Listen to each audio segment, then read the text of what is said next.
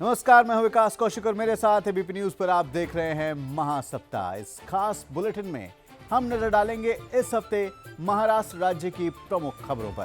तो चलिए करते हैं शुरुआत। नासिक में मुख्यमंत्री देवेंद्र फडणवीस के हाथों ओझर हवाई अड्डे के नए एकीकृत टर्मिनल भवन के निर्माण और विस्तार का भूमि पूजन संपन्न हुआ।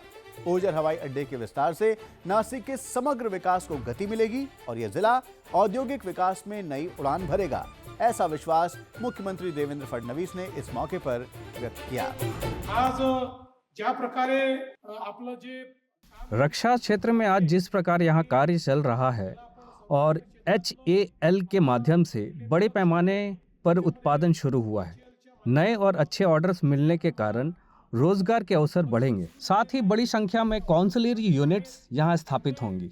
इसलिए मुझे लगता है कि आज का दिन केवल एक एयरपोर्ट के भूमि का दिन नहीं है। यहाँ से केवल विमान ही उड़ान नहीं भरेंगे, बल्कि नासिक का विकास भी नई उड़ान भरेगा। यह मैं आप सभी को बताना चाहता हूँ। भरारी घेणार नाही, इथनं नाशिकचा विकास भरारी घेईल, हे या ठिकाणी मला आपल्या सर्वांना सांगायचं आहे। चलिए अब रुख करते हैं मुंबई की ओर। मुंबईकरों को अब म्यूजिकल रोड का अनोखा अनुभव मिलने वाला है। अगर आप नरीमन पॉइंट से वर्ली के बीच यात्रा कर रहे हैं और आपकी गाड़ी की रफ्तार 60 से 70 किलोमीटर प्रति घंटा के बीच में है, तो आपको सड़क से ही गीत सुनाई देगा। यहाँ गाड़ी के टायर और सड़क पर बनाई गई खास पट्टियों के बीच जो घर्षण है, उससे ऐसी धुन बजेगी कि आपको जय हो के गीत की मधुर धुन सुनाई देगी।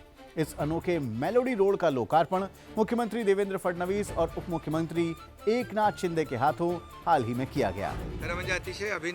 वास्तव में यह एक अत्यंत अभिनव उपक्रम है और भारत का यह पहला ऐसा मार्ग है। फिलहाल इसे 500 मीटर तक बनाया गया है और आगे इसे बढ़ाया जाएगा। सही मायनों में मुंबईकरों के मन में देशभक्ति की भावना जागृत करने वाला यह संगीतमय मुंबई महानगर पालिका राहुल शेवाली की संकल्पना से साकार हुआ है। चलिए बढ़ते हैं अब अगली खबर की ओर। राष्ट्रवादी कांग्रेस पार्टी की नेता सुनेत्रा अजीत पवार ने उप मुख्यमंत्री पद की शपथ लेकर कार्यभार संभाला। उन्हें दिवंगत उप मुख्यमंत्री अजीत पवार के पास रहे राज्य उत्पादन शुल्क, खेल एवं युवा कल्याण तथा अल्पसंख्यक विकास विभागों की जिम्मेदारी सौंपी गई है। इसके अलावा वो पुणे और बीड जिले के पालक मंत्री की भी जिम्मेदारी संभालेंगी। सुनेत्रा पवार ने कहा कि वो अजीत दादा की कार्यशैली, निर्णय क्षमता और लोगों से जुड़े उनके आत्मीय संबंधों को अपनी ताकत बनाकर आगे बढ़ेंगी। और अब अगली खबर। पशु संवर्धन विभाग की ओर से बीड जिले के परली वैजनाथ में 13 से 15 फरवरी के बीच आयोजित होने वाले राष्ट्रीय स्तर के महापशुधन एक्सपो के लोगो का अनावरण मुख्यमंत्री देवेंद्र फडणवीस और दोनों उप मुख्यमंत्री एकनाथ शिंदे और सुनेत्रा पवार के हाथों किया गया। इस प्रदर्शनी में 45 से अधिक विभिन्न प्रतियोगिताएं आयोजित की जाएंगी और साथ ही लगभग 1000 से अधिक पशुपालक, पशुपालन क्षेत्र के विशेषज्ञ, शोधकर्ता और विद्यार्थी इसमें भाग लेंगे। और अब बात राज्य मंत्रिमंडल के अहम फैसलों की। नाबार्ड से जल संपदा परियोजनाओं को पूरा करने के लिए 15,000 करोड़ रुपए का दीर्घकालीन ऋण लेने का निर्णय मुख्यमंत्री देवेंद्र फडणवीस की अध्यक्षता में हुई मंत्रिमंडल की बैठक में लिया गया। इसके तहत 57 अपूर्ण सिंचाई परियोजनाओं और 193 पूर्ण परियोजनाओं की वितरण प्रणाली में सुधार किया जाएगा। इसका लाभ राज्य के 8 लाख हेक्टेयर कृषि क्षेत्र को मिलेगा।